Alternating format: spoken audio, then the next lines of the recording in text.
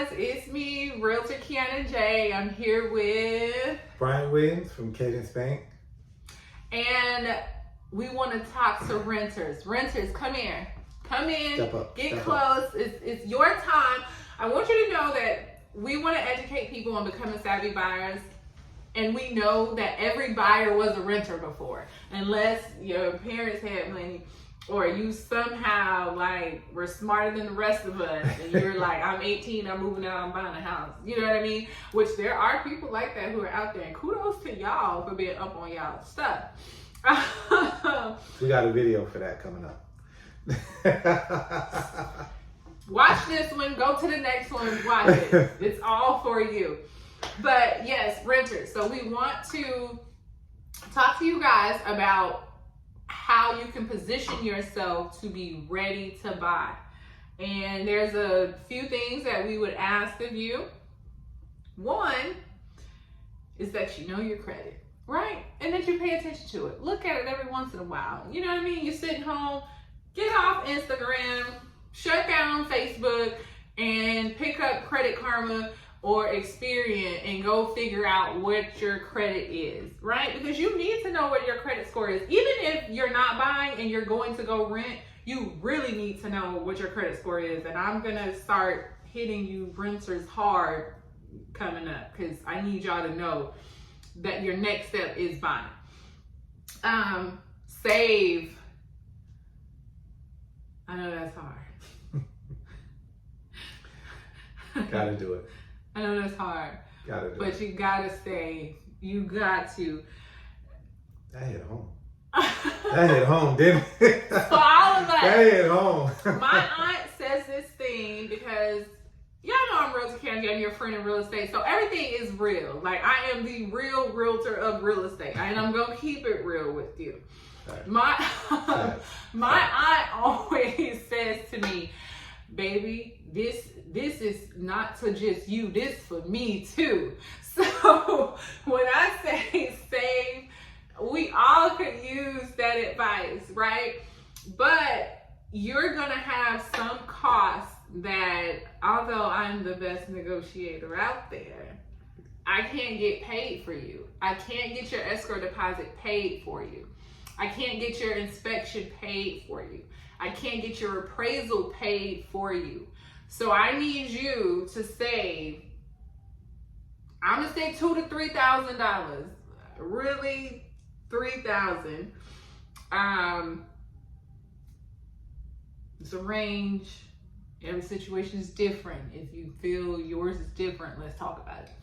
But I really need you to have that just so that we know we can get through the initial process after someone says they're going to take your offer.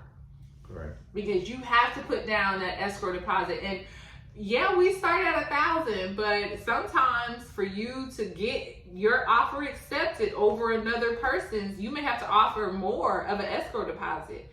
So you want to have as much money to use towards that type of stuff as you can. Your appraisal is going to range from $500 to $600. Correct. Brian orders those. I don't order them. So, I just know the ranges.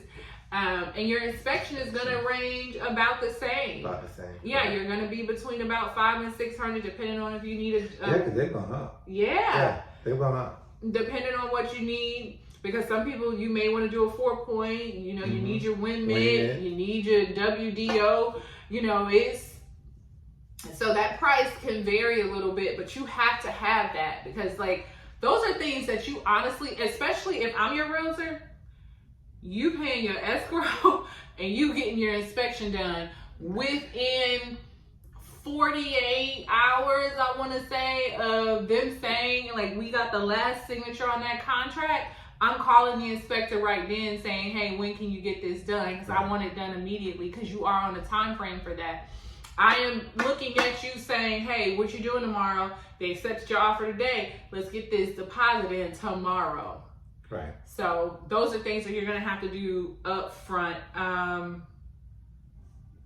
You're renting and you know your next step is to buy. Don't go get a car. Don't go get nothing. That go for y'all. We talked about this already. We did. But I'm just hammering it home here. Don't. Now, if you're renting, a couple other tips from the other side. If you guys are renting and you are in a position, well, let's talk about the credit first. If you're going to be renting and you take a look at your credit, there are certain things you want to do. You want to see if you can have your rent reported to your credit bureau. Okay, if it's not already being reported to the credit bureaus, you want to see if you can have your rent reported to the credit bureaus. And then you can do like Experian Boost, those type of things where they report you can do self-reporting, which is your utility bills, cell phone payments. Now, I thought this would go without saying, but I'm gonna throw it out there anyways, because I've had some people do this. If you know you haven't been on time with your cell phone bills or your utility bills, don't have it reported to your credit report, because now you just hurt your credit score. Okay. And I just want to throw in on that because I did, of course, Experian Boost is free and everyone knows about it. So it's kind of an easy breezy one. I also found another one that's called eCredible, which you can add up to 8 eligible accounts. That one does cost $9.95 per month or $24.95 a year. But you get credit monitoring, you get a few extra services with that one, but they will report up to 8 accounts. And then there's also Level Credit by Self. They're another credit reporting agencies. And again, either keep watching this video because we love for you to do that, or give us a call. I have this list of, if you don't want to use Experian Boost, but using those type of agencies are great for renters, because you're paying your rent on time every single month. You're doing what you're supposed to do the right way, and nobody knows about it. Everybody needs to. Everybody needs to know. So I encourage you, seriously, sign up for some of these. Now, like what Brian said, if you know you're not paying stuff on time, don't sign up for it. Okay? Don't do it. I know. Now the other thing is, when you pay your rent, don't pay your rent in cash or money order. Do not pay your rent in cash or money order. Even if you're renting from a family member or a friend, you definitely want to be using checks or Cash App, something where you're getting a receipt. And then you want to make sure that you have 12 months of receipts that show that you were paying on time. Now, I know what some of you guys are going to say. Hey, well, you know what? I pay my rent and I wrote her a check. It's not my fault she didn't cash it until 2 months later. She holds on to the check. Well, guess what? When it comes to the bank, we don't care. It's the truth. What's really going to happen is they're going to tell you, they're going to say, hey, look, I need to see cash checks, front and back, where that check was cashed. And it has to be cashed within 30 days. So if you're paying somebody, you need to make sure that check goes through. You need to call them, and you can't say, hey, look, here's my receipt where I wrote the check out. Doesn't matter. We need to see it cleared your bank every month before it was 30 days late. Another thing, since we're on the credit topic, when we talk about credit, the thing that people think all the time is they say, hey, you know what? They get discouraged and they're like, I was late. I was late on my payment, so I know my credit score just went down. Oh, right. It doesn't count until you're 30 days late. If you're not 30 days late, it doesn't go on your credit report. The only thing that happens is they hit you with that late fee. Which means more money. Yeah, but you're gonna pay a late fee, but because that's how they get paid. But it does not affect your credit until you're 30 days late. So when we say how many lates do you have, we're talking about your 30-day lates that are actually gonna show up on your credit report. So, and then that's what we wanted to tell you, renters. We're going to stay on top of you. I was going to say about paying the bills, but we kind of got on that. You pay everything on time. Pay it on time, please. If your goal is to purchase, then it's good to start training yourself right now to pay everything on time. It's going to be beneficial for you because when you are getting close, let's say, I want to say when you're about 4 months out from your lease ended, if you follow all of our rules and you're focused on your credit, you're building your credit, you're saving money, you're not getting anything new, you've paid everything, we can start then looking at houses. The reason I say we start about 4 months before your lease is up is because it can take that long to find a house. Yep. The house that's for you. Now, you may walk into the first house and love it and put in an offer, but we don't know if it's going to be accepted, especially if you're in a certain price range. And I know I keep saying that, but every price range is a little different with how the market is reacting right now. And those are things that I can talk over with you once we know, what you're approved for. But if you do these things now, when you're getting to that point, you get pre-qualified or pre-approved. I ain't gonna say pre-qualified no more. We get you pre-approved, and then we can go out and start finding properties, putting in offers on them, because it's gonna take, especially if you're getting some type of assistance. It's gonna take 45, maybe 60 days. I don't know.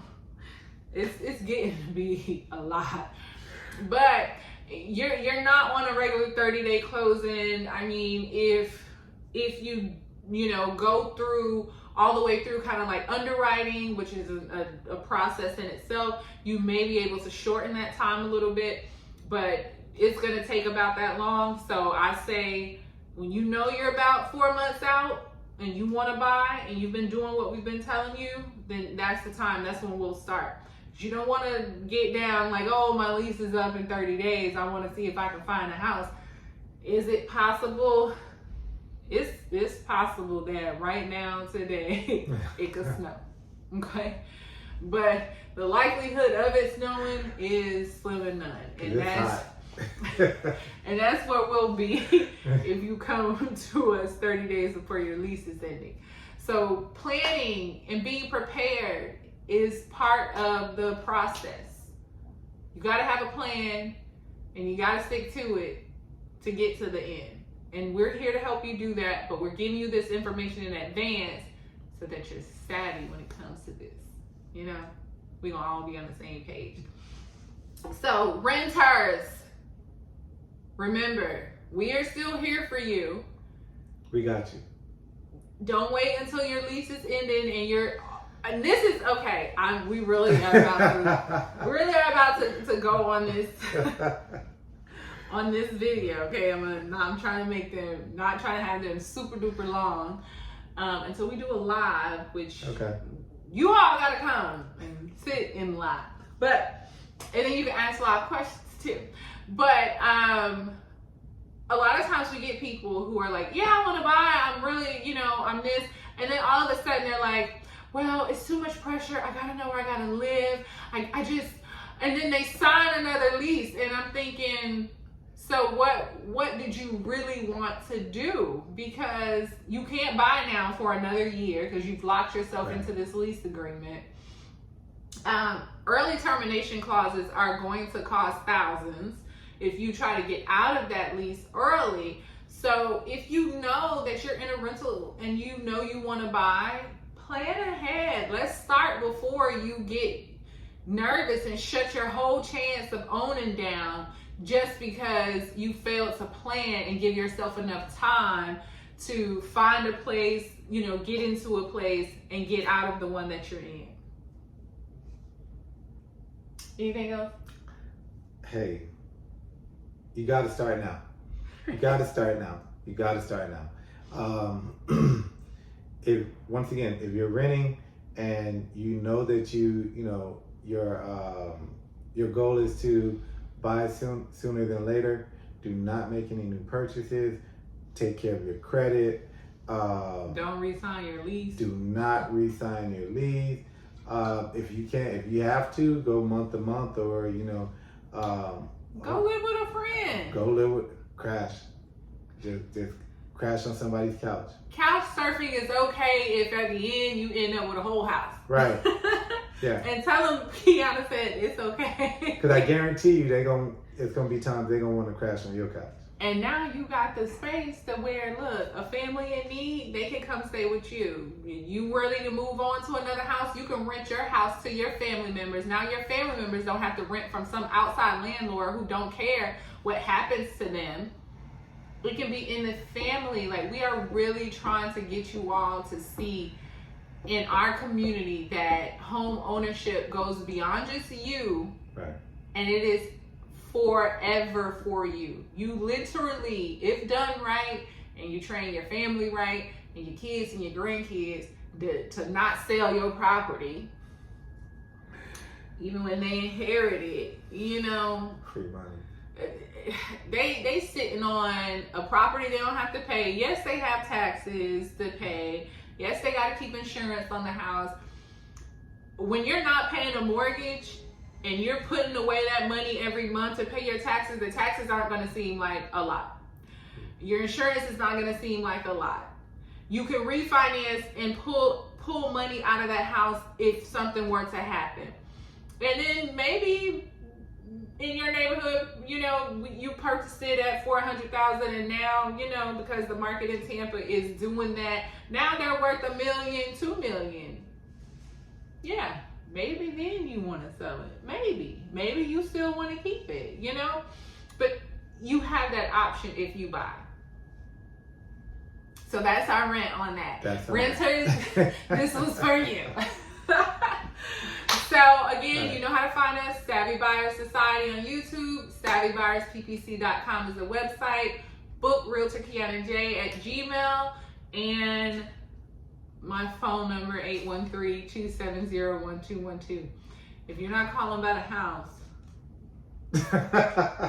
don't call me, okay? Just kidding.